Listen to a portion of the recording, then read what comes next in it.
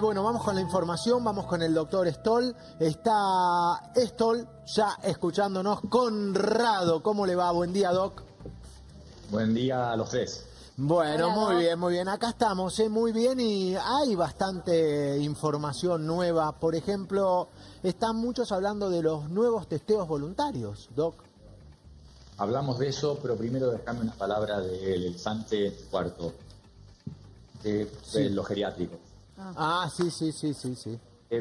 Solo decir lo positivo, lo que ayude. Esto ya se sabía. Como en todo lo demás, teníamos la advertencia del hemisferio norte y de Estados Unidos en especial, donde de 50.000 muertes que han ocurrido, 10.000 fueron en geriátricos. 20%. O sea, es inevitable. Entonces, ¿qué hay que hacer? Más allá de lo que nos están contando ahora, que habían testeado, que no los habían testeado, que llamaron inmediatamente, eso es tarde. Lo que hay que hacer es prevención. Entonces, el personal, que en la Argentina inevitablemente tiene varios trabajos, y entonces mucho más riesgo de traer la infección al geriátrico, tiene que ser testeado con temperatura e idealmente todos los días antes de entrar a trabajar, idealmente con testeo, sea el que vamos a hablar ahora que vos me preguntabas, o el del virus, y extremar las medidas de precaución dentro del geriátrico. Por supuesto que máscaras faciales y otros elementos de protección para los pacientes. Pensá que los están tocando todo el tiempo, higienizando, moviéndolos, alimentando.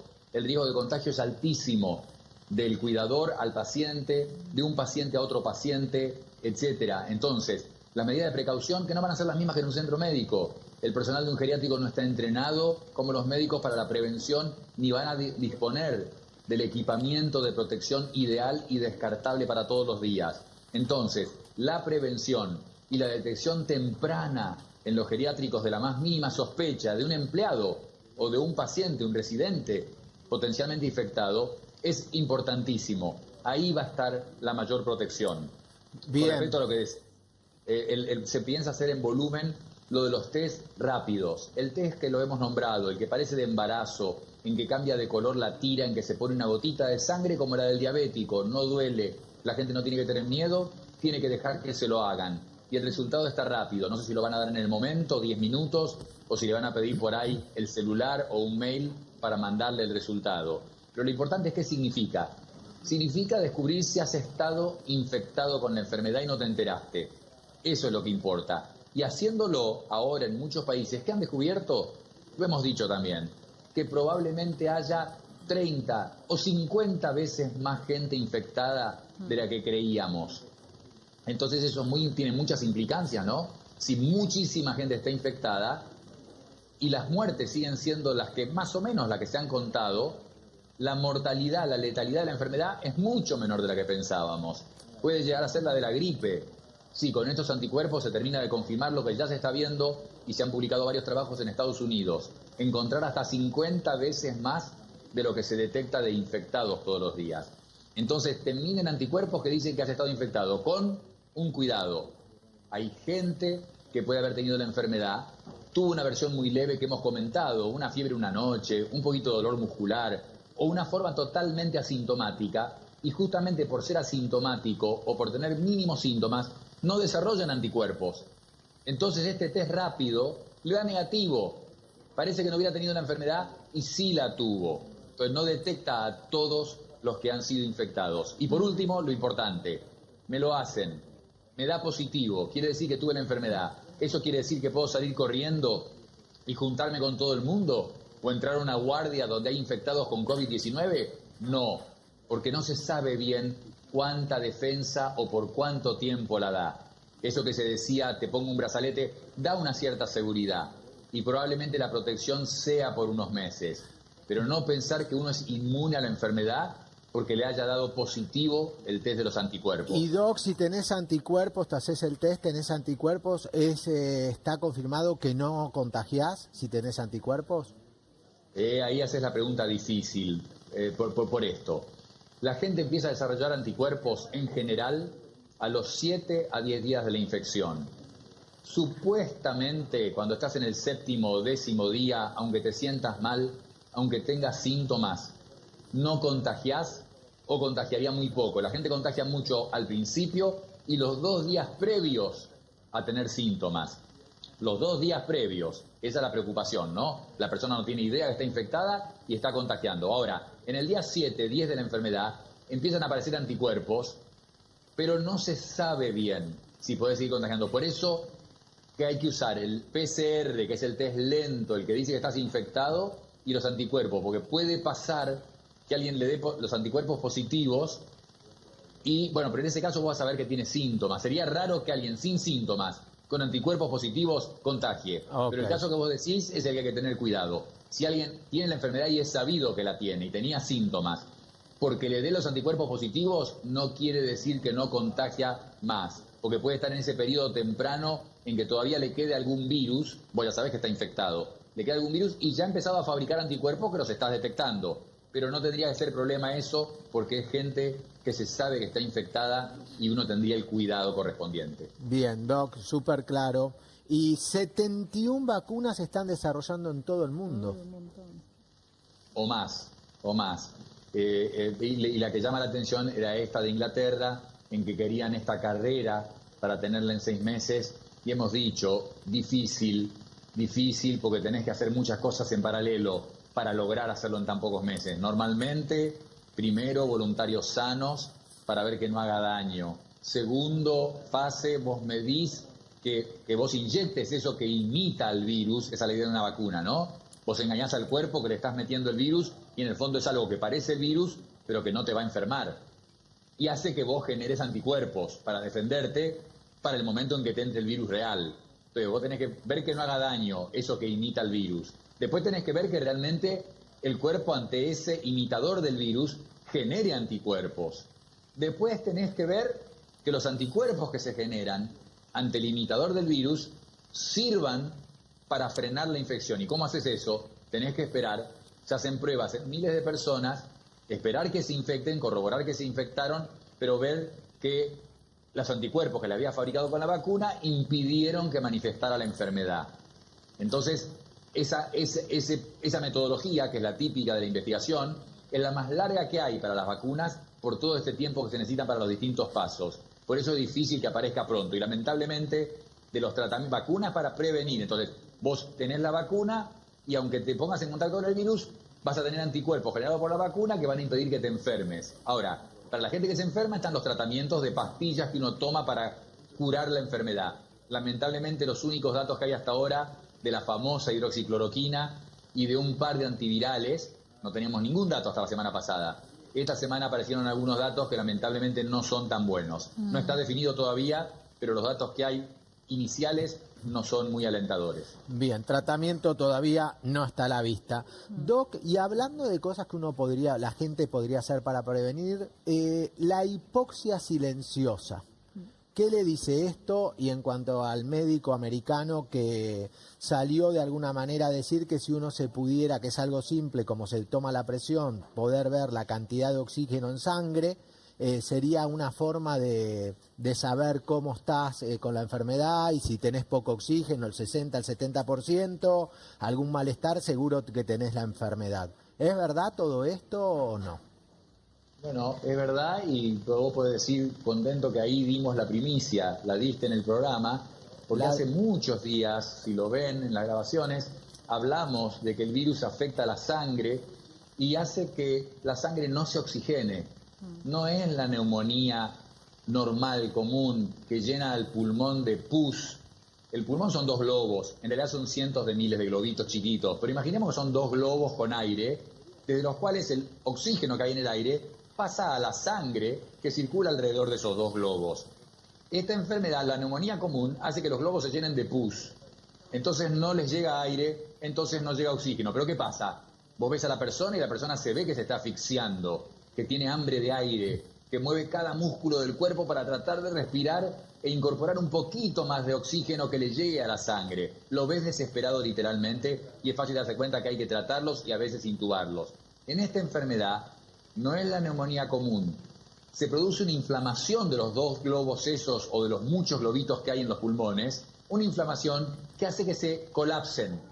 Entonces no les llega el aire y no se oxigena la sangre, pero la persona no lo siente. Entonces los pacientes están en su casa con fiebre, con dolor de cabeza, con dolor de músculos y de articulaciones, pero no sienten que les falta el aire.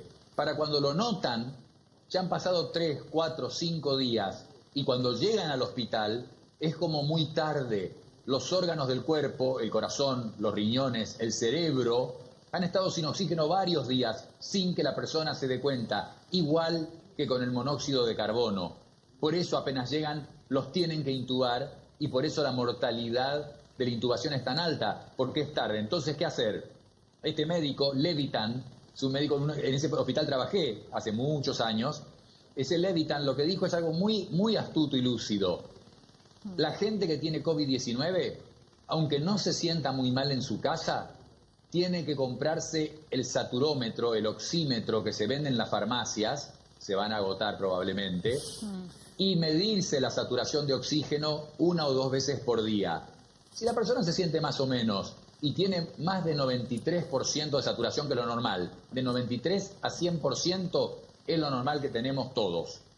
Si la persona llega a tomarse menos del 90%, aunque crea que está en el 5.º día de la enfermedad y se está recuperando y no se siente tan mal, tiene que llamar urgentemente, porque quiere decir que está con esta falta de oxígeno silencioso, hipoxia silenciosa, y mientras antes se lo trate, muchas más chances de salvarlo. Incluso simplemente poniéndole oxígeno con tubitos en la nariz o una máscara, se puede evitar la terapia intensiva, la intubación y todo. Esto que ha dicho esta persona es brillante y real.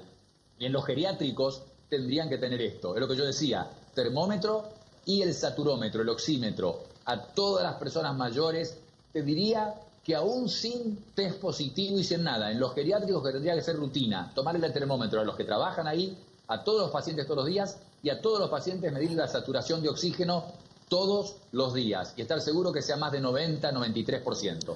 Claro, así tendrías pacientes que llegarían no en estado crítico, como vos explicaste, y sería mucho más fácil ayudarlos, ¿no? No estamos hablando de algo raro, Ariel, ¿eh? Es muy interesante, porque ya te digo, lo dijimos hace 10 días y por supuesto que yo lo dije con un cierto temor. Es una enfermedad nueva, tenemos que ser humildes, nos tiene que hacer humildes, porque todo lo que vamos viendo lo vamos descubriendo. Y aparte a veces vemos que lo que decíamos antes estaba mal. Pero este tema ya sonaba muy fuerte, como te digo, hace unos 10 días creo que lo hablamos, que había algo raro, no era la neumonía típica con dolor de pecho y la persona asfixiada. La persona no se veía así y ahora se termina de comprobar. Esto es un comentario que hizo este médico que se publicó en el New York Times, una carta de él, una editorial que escribió él. Pero ya hay un artículo publicado formal que muestra de esta hipoxia silenciosa y no hay duda, es muy simple lo del saturómetro. Toda persona con COVID-19 confirmado, no importa cómo se sienta, se tiene que medir la saturación de oxígeno. Si es menos de 90, llamar urgente aunque se sienta bien. Bien, Doc, súper claro, está buenísimo. Isaac Ben Israel, ¿le suena? Sí, me suena y me hace acordar también a un científico argentino que hará unas 2 semanas o más que vive en París hace 40 años y decía que esto era un simple resfrío. Yo te acabo de decir, Ariel, esta persona dice que tiene que morir la epidemia en 70 días. Naturalmente, Unidos, digamos. Naturalmente, como que se extingue. En Estados Unidos echaron a un investigador porque dijo lo opuesto, que en septiembre van a tener una segunda ola igual o peor que la actual. Y Fauci, imagínense que estos investigadores son gente muy honesta y muy experta, pero tienen una alta presión política, porque el presidente evidentemente sabemos que quiere reabrir el país y la economía, y lo entiendo, pero les tuerce el brazo. Ahora este investigador dijo va a ser peor para fin de año. Lo echaron literalmente de su trabajo. No creo que lo que diría esta persona en Israel son fabulosos, ¿no? En ciencia son de lo mejor, muy avanzados en algunos de los tratamientos, increíble cómo hacen la detección de la gente infectada y la detección de los contactos de la gente infectada. Los israelíes son muy buenos. La opinión de este hombre me parece humildemente, yo no soy un experto en epidemiología ni sanitarista, pero me parece que este virus se queda y la vacuna va a ser importante desarrollarla aunque lleve un año, porque va a haber segunda ola, tercera ola, ya ha pasado con otras epidemias. No parece ser un virus como algunos que han ocurrido, que se han aislado, desaparecieron y fue una única vez. Esto va a quedar. Bien, Doc, súper claro. Tenemos preguntas de la gente y vamos a empezar por Mirta Luque. Primero le pregunto, microcitosis, ¿qué es? Está preocupada, Mirta. Mirta no tiene que preocuparse, si lo tiene ella, no tiene que preocuparse, y por la enfermedad tampoco, que tiene razón Mirta en hablar de microcitosis, que es glóbulos rojos, los que transportan el oxígeno, de tamaño más chico que el normal. Tienen un cierto tamaño normalmente, acá tienen un tamaño de micro menor, pero el virus afecta la sangre. Digo la sangre porque afecta a factores de la coagulación de la sangre, aumentando la trombosis. Se acaba de reportar finalmente, se decía esto y lo hemos dicho nosotros, se acaban de publicar datos de mayor incidencia de ACV y en gente joven.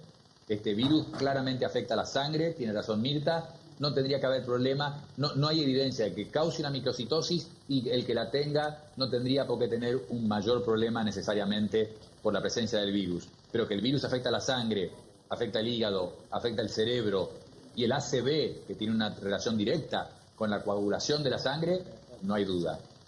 Doctor, y en relación a esto, ¿qué pasa con la gente que tiene anemia? No, muy bueno tu punto, porque si acabamos de hablar de hipoxia, de falta de oxígeno, y quien transporta el oxígeno son los glóbulos rojos, y anemia quiere decir que hay menos glóbulos rojos, eso quiere decir que si yo tengo una anemia importante, y hay gente, las mujeres muy comúnmente tienen una leve anemia, es común, aún jóvenes y sanas, leve anemia, y hay gente que tiene anemias importantes. Bueno, podemos especular que alguien con una anemia, si tuviera el COVID-19 y tuviera la forma que se presenta con esta hipoxia, con esta falta de oxígeno, ¿pueden sufrirla un poco más? Puede ser. Pero con el aparatito este de medir la saturación de oxígeno se acabó el problema. Me mido la saturación porque aún con anemia la saturación de oxígeno tiene que ser más del 93-94% en la sangre. Bien. Me mido la saturación y si hay menos, si yo sé que además tengo una anemia importante, con más razón. Si yo sé que tengo enfisema, cualquier enfermedad de las que predisponen o pueden agravar esta enfermedad, el COVID-19, cualquiera de esas que la pueden agravar, puedo estar más alerta yo en no infectarme y si tuviera el problema, lo de la saturación es la diferencia más grande que se puede hacer. Bien, Doc. Nancy Herrera, tengo enfisema pulmonar, mis pulmones funcionan a un 40%. Si me contagio el COVID-19, ¿cómo me ve, Doc?